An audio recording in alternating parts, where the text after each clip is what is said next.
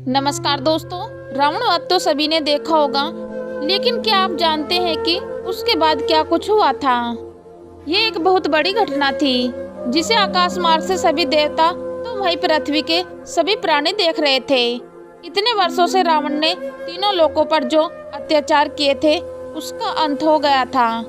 रावण के अंत को देखकर आकाश मार्ग से देवताओं ने पुष्प वर्षा की थी, तो वही पृथ्वीवासियों ने मंगल गीत गाए थे। हाल की है मुख्य प्रश्न है कि रावण का वध होने के बाद लंका में क्या कुछ चल रहा था। उस समय श्री राम ने लंका वासियों को क्या संदेश दिया था और विभीषण को लंका क्यों सौंप दी थी। आइए दोस्तों, हम रावण के वध के बाद लंका में हुए घटनाक्रम को आपके सामने रखने जा रहे हैं। तो आप सभी से हाथ जोड़ के निवेदन है, वीडियो में अंत तक बने रहें। यदि आपने अभी तक हमारे चैनल को सब्सक्राइब नहीं किया तो चैनल को सब्सक्राइब और वीडियो को लाइक कमेंट अवश्य कर दें। दोस्तों, आकाश मार्ग में राम और रावण के बीच भीषण युद्ध चल रहा था। इसी बीच विभीषण द्वारा रावण की मृत्यु का भेद उजागर करने के पश्चात श्री राम ने उसकी नाभि में अग्नि अस्त्र छोड़ दिया था। रावण की नाभि में अमृत था जो अग्नि अस्त्र के प्रभाव से सूख गया। इसके बाद उन्होंने ब्रह्मास्त्र का साधन करके लंका के राजा रावण को मार गिराया। रावण श्री राम के नाम को जपता हुआ रथ सहित भूमि पर गिर पड़ा और मर गया। रावण का वध होते ही सब जगह हाहाकार मच गया। संपूर्ण राक्षस सेना ने अपने अस्त्र शस्त्र छोड़ दिए और रोने लगे। आकाश मार्ग से देवताओं ने श्री राम के ऊपर पुष्प वर्षा की। वानर सेना में उत्साह का संचार हो गया और सभी इधर उधर खुशी से झूमने लगे। वहीं श्री राम भी अपने रथ सहित नीचे आए और रावण के शव के पास गए। इतने में ही रावण की पत्नियां, भाई विभीषण व अन्य प्रजागण उसके पास आकर रोने लगे।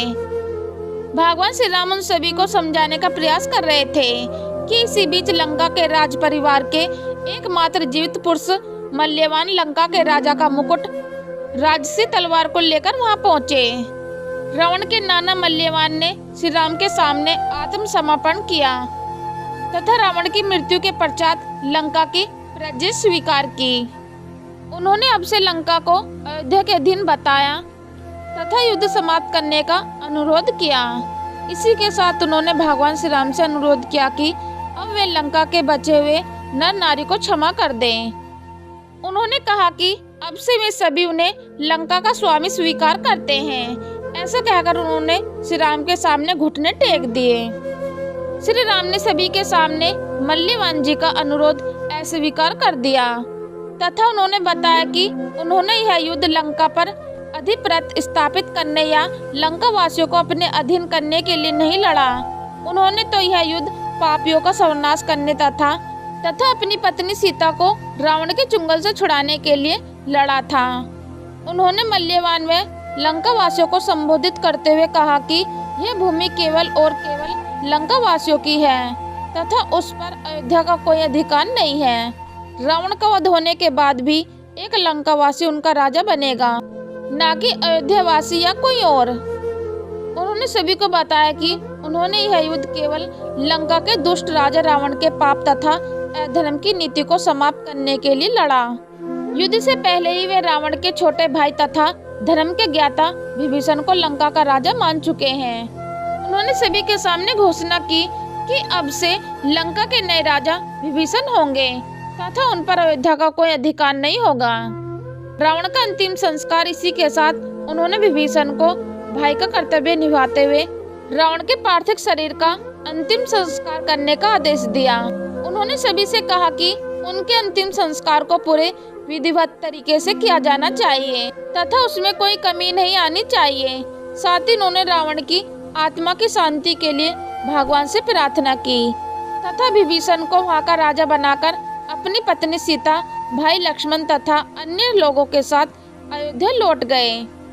दोस्तों, इस तरह से रावण वध के बाद भगवान श्री राम ने न तो लंका वासियों पर कोई अत्याचार किया, न ही युद्ध को जारी रखा, न किसी को बंदी बनाया और न ही उस पर अपना अधिकार जमाया।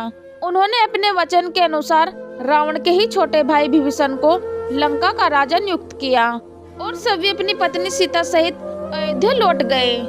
दोस्तों, आशा करती हूँ कि आप भी इस लेख के माध्यम से जान गए होंगे आखिर रावण वध के बाद लंका और लंका वासियों को क्या हुआ। तो दोस्तों नीचे दिए गए कमेंट बॉक्स में कमेंट करके अपनी राय अवश्य बताएं। यदि आपको यह वीडियो पसंद आई है तो अपने दोस्तों, अपने रिश्तेदारों और अपने परिवार में अवश्य शेयर करें। रोजाना ऐसे अन्य धार्मिक वीडियो पाना चाहते हो तो हमारे चैनल प्राचीन स्टडी से जुड़े रहें। यदि आपने अभी तक हमारे चैनल को सब्सक्राइब नहीं किया तो चैनल को सब्सक्राइब और वीडियो को एक लाइक अवश्य कर दें। चलो तो दोस्तों मिलते हैं फिर नेक्स्ट वीडियो में नए ज्ञान के साथ। हम लेते हैं आपसे विदा। धन्यवाद।